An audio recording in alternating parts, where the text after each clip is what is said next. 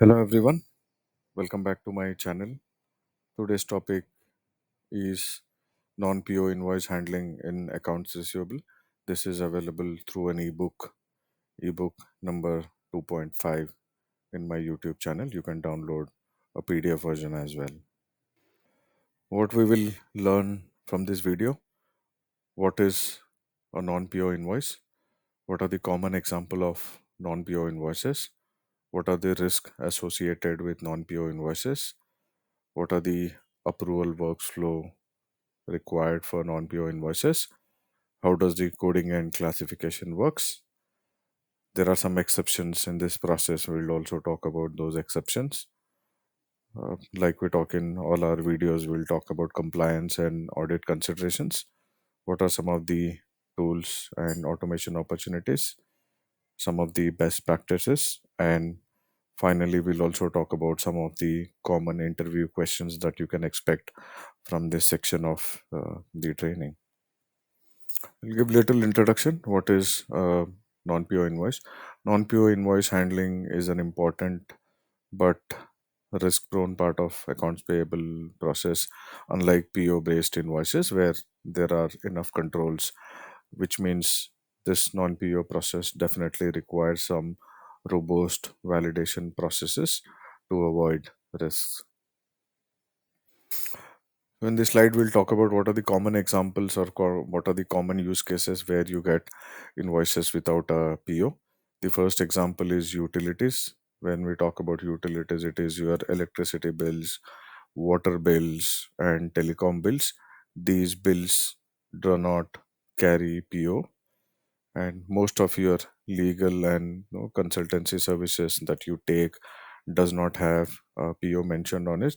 If there are some subscriptions or licenses that you buy that does not have a PO mentioned on it, then employee reimbursement, whenever employee makes some reimbursement, obviously it does not have any PO. And finally, there are some emergency purchases that you make which usually do not contain any POs. Now, in this slide, we'll talk about what are the risks associated with non-PO invoices. Because these are non-PO invoices, it does not have any budget that you can factor, which means sometimes the invoices can go higher than the planned value. Higher fraud exposure, which means you can just get an invoice for any of the services because it does not tie back to any PO. There is no validation process available. There is no three-way check. That is why it is high for frauds and it is exposed to frauds.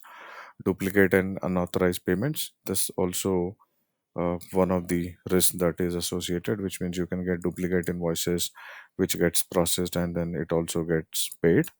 Manual approval delays, because this non-PO invoices has to go through an approval process.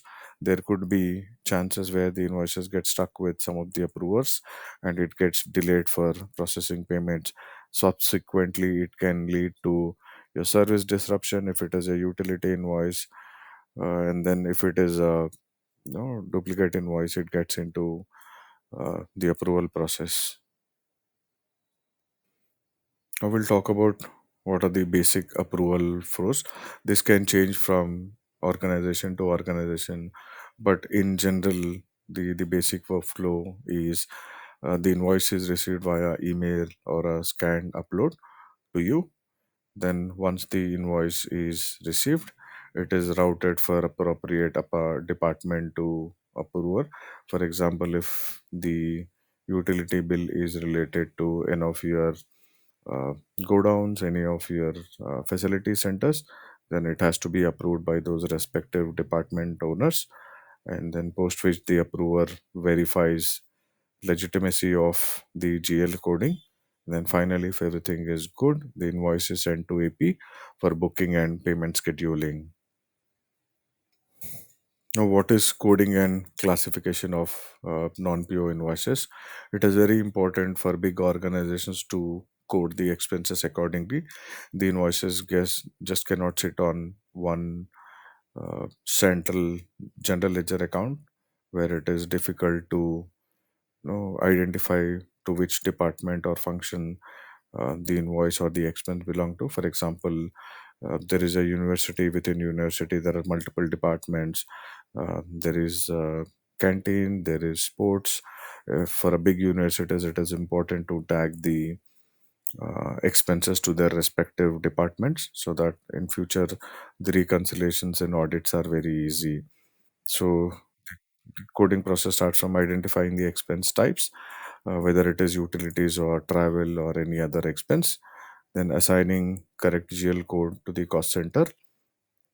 What is cost center is every department or function has specific uh, number codes to which the expenses get tagged to. So in this case, it is important to assign correct GL code and the correct cost center, so that in future we can identify to which department how much of expenses were incurred, and also validate tax classification. uh, so depending on the services, sometimes the tax component varies. So it is important to classify the tax accordingly. And then finally, document justification and approver's ID. So it is important to document who is the person who approved this particular expense, and which are those backup documents available basis which the invoice was processed or paid. Some of the exceptions that you can see in this non-PO process is missing approvals. So sometimes you don't know who's the right approver. So it is important for us to route it to the correct department head for approving. Unclear invoice details, which means for example, there is a new facility that is open. There's a new uh, power meter, and then it is not in your record, but the power is consumed, you get an invoice. But when from AP point of view you are processing, you do not know where it belong to, which is the facility from which the invoice is received. So which means there will be cases where you get unclear invoices, so you will have to request, clarification from the service provider. Invoice disputes, there could be areas where the invoice is disputed. I will give you one example. For example, there is a electricity meter that you disconnected a couple of months ago, but you continue to get invoices for that meter. So, which obviously in your records, that meter is disconnected. You cannot process the invoice because from your side the service is already stopped. So, in these cases, you have to escalate the matter to the right team. Some cases it can be procurement, some cases it can be legal, and some cases it can also be your facility heads. So what are the important compliance aspects or audit considerations that should be done in non-PO processes? It is very important to maintain the audit trail of approval, which means every single invoice that you process, sometimes uh, the exception invoices that you process. In future, if you have to pull the audit trail, it is important for you to track those emails or tag that backup in a secured folder, so that tomorrow, if there are some questions on our audit, you can use that audit trail. Ensure suggests segregation of duties, which means segregation of duties is a very big topic, but I'll try to simplify. Segregation of duties is where one person has authority to process an end-to-end transaction. I will also try to explain you through an example. For example, there is one person who's creating a vendor, the same person is creating an invoice, and the same person is also processing payment. So in this case, there are potential chances that the person can create a dummy vendor. He can receive a dummy invoice, and he can also process a payment. So it is very important that three of these key functions has separate people processing. For example, somebody who's in vendor master process should not have any connection or should not have any access related to invoice processing or payments. So this is one big topic. In future, I will try to see if I can make a detailed video on segregation of duties topic. But in general, it is that one person should not have authority to uh, process an end-to-end transaction, which can potentially lead into fraud. And then Third important step is attach proof of receipt and services. Like in some cases, you have to really get some receipts for the services that you've done. For example, I'll again take a service center example where you have a big warehouse, and in the warehouse there is a service that you are getting done, and then for this service you get codes, you get invoices, and there is an inspection report also. So in this case you will have to have an code, you will have to have an inspection report, you will also have to have an invoice as a backup, and if there is an approver in process, then you should also have a email or document confirming that it is approved by this particular individual. Okay, adhere to the other line is adhere to invoice retention policy.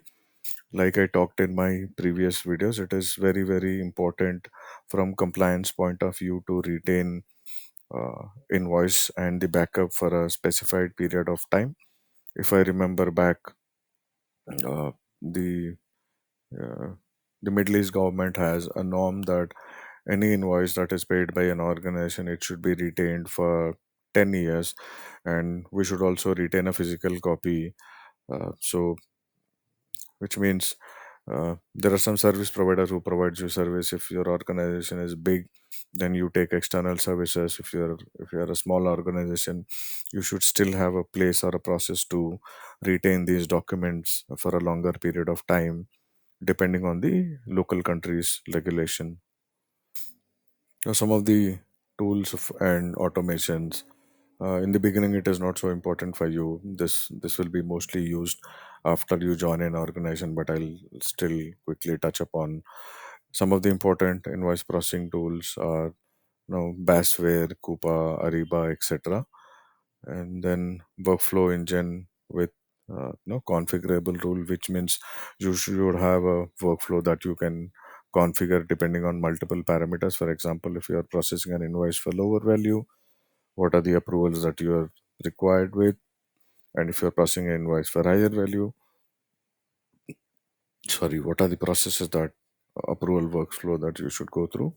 OCR for extracting invoice data, like I mentioned, processing a manual invoice most of the times is a complicated and risk prone process, because when you manually type, there are good chances that you might end up making a wrong typo, basis which it can lead to an error.